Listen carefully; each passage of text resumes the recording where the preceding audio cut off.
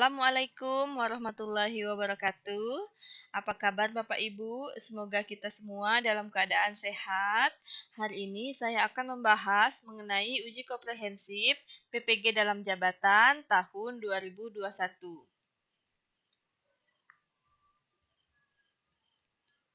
Sebelumnya, saya akan menyampaikan pengertian uji komprehensif PPG.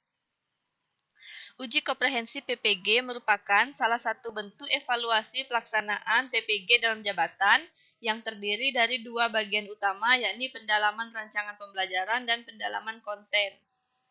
Uji komprehensif adalah penilaian yang dilakukan secara menyeluruh tentang teori pedagogik dan pengetahuan bidang studi, termasuk materi esensial, materi advance materi, dan kebermaknaan, apa, mengapa, bagaimana, yang bersumber dari perangkat pembelajaran yang dihasilkan dari lokakarya dan diperluas pada aspek penerapan teknologikal, pedagogikal, dan content knowledge atau TPEC, dan pembelajaran berbasis Higher Order Thinking Skill atau HOTS untuk mengukur kesiapan dan kecukupan kompetensi mahasiswa sebelum mengikuti praktik pembelajaran lapangan atau PPL. Tata cara ujian komprehensif PPG. Yang pertama, mahasiswa harus memilih 2 dari 3 set dokumen pembelajaran yang telah dibuat pada tahapan perancangan pembelajaran. Kemudian, dosen menguji secara lisan, baik daring dan atau luring. Lalu, uji komprehensif dilakukan selama 1 jam pelajaran, 50 menit untuk setiap mahasiswa oleh 2 orang dosen prodi PPG yang keahliannya sesuai.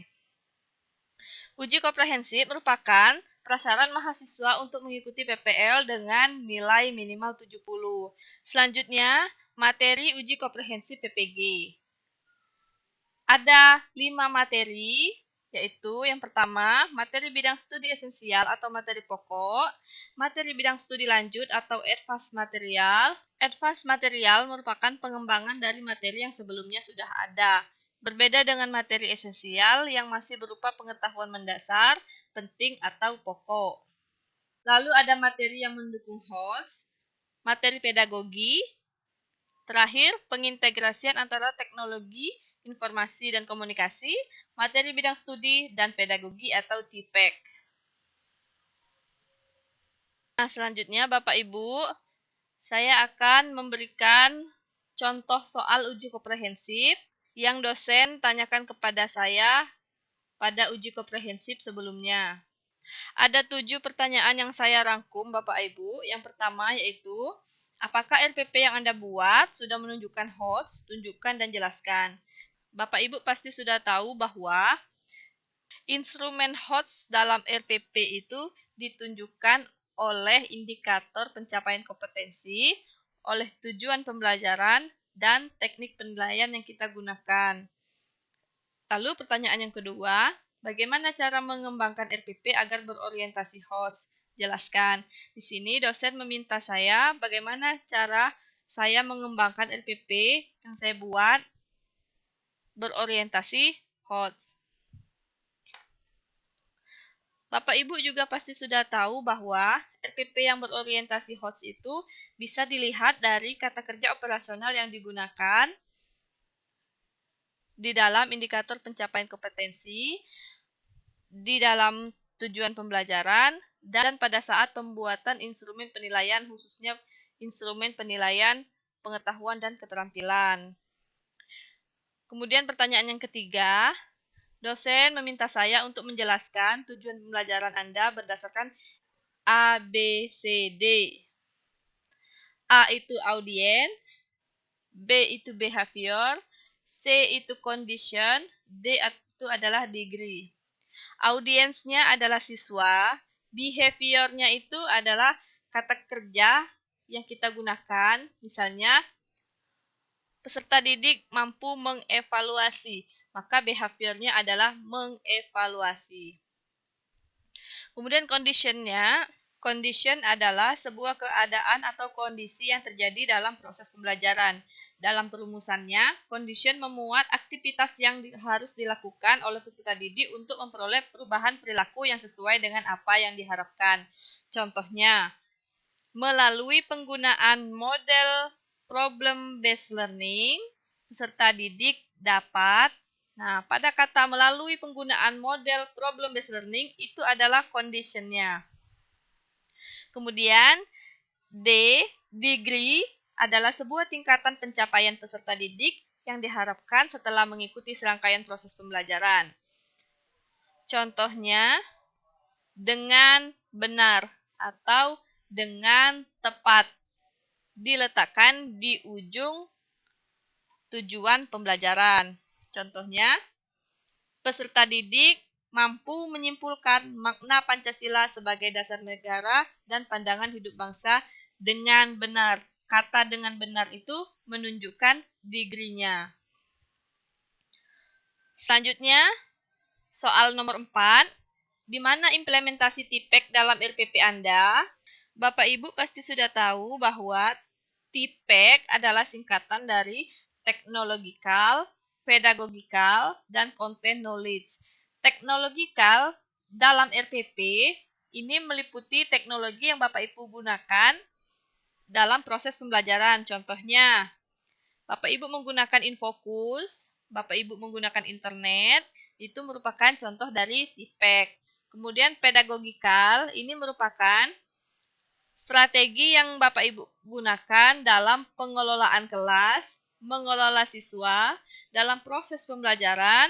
Contohnya Bapak Ibu menggunakan model problem-based learning, metode ceramah, metode diskusi, itu adalah strategi yang Bapak Ibu gunakan untuk mencapai tujuan pembelajaran. Kemudian, content knowledge, ini artinya Bapak Ibu dalam melakukan pembelajaran menggunakan video atau menggunakan media gambar.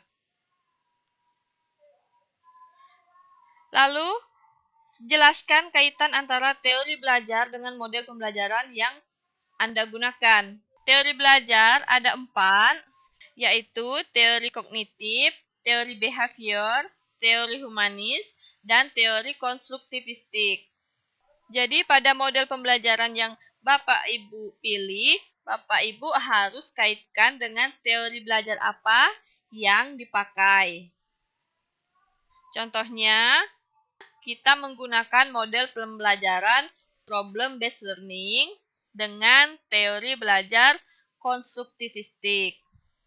Selanjutnya, pertanyaan ke-6, jelaskan bagaimana pengaruh model pembelajaran yang Anda gunakan dalam meningkatkan kreativitas siswa. Di sini Bapak Ibu harus bisa menjelaskan apa pengaruh dari model pembelajaran yang Bapak Ibu gunakan dalam meningkatkan kreativitas siswa.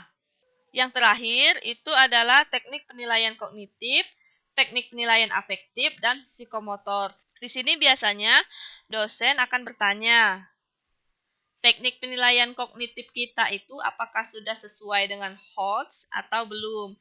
Apabila sudah HOTS, pada kalimat yang mana? Bapak Ibu harus menunjukkan pada bagian mana. Kalau teknik penilaian afektif, di sini kita harus menjelaskan penilaian afektif atau sikap itu bagaimana bentuknya. Misalnya, Bapak Ibu melakukan penilaian afektif itu dengan melakukan observasi, dengan lembar observasi. Lalu ada penilaian psikomotor. Selanjutnya, kriteria dan rubrik penilaian uji komprehensif.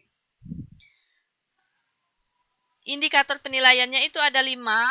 Yang pertama, menguasai materi bidang studi. Kedua, menguasai materi bidang studi advance material. 3, penguasaan materi pedagogik. 4, penguasaan materi berbasis HOTS. 5, penguasaan materi terintegrasi dengan TPEK. Berikut teknik penskoran untuk penilaian uji komprehensif, yaitu jumlah nilai yang diperoleh dikali 100 dibagi 25.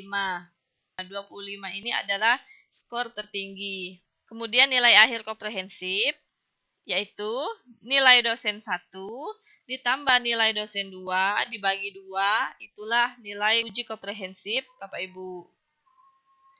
Baiklah, itulah tadi Bapak Ibu penjelasan singkat mengenai uji komprehensif dan pengalaman saya mengikuti uji komprehensif kemarin. Sekedar saran dari saya Bapak Ibu, pilihlah RPP yang benar-benar Bapak Ibu kuasai di antara 3 RPP itu. Jadi buatlah RPP-nya dengan semaksimal mungkin karena pertanyaannya berkaitan dengan isi dari RPP kita itu Bapak Ibu. Silakan Bapak Ibu boleh di-share videonya, semoga bermanfaat. Semoga apa yang kita cita-citakan bisa tercapai. Amin ya rabbal alamin. Saya akhiri Bapak Ibu. Wassalamualaikum warahmatullahi wabarakatuh.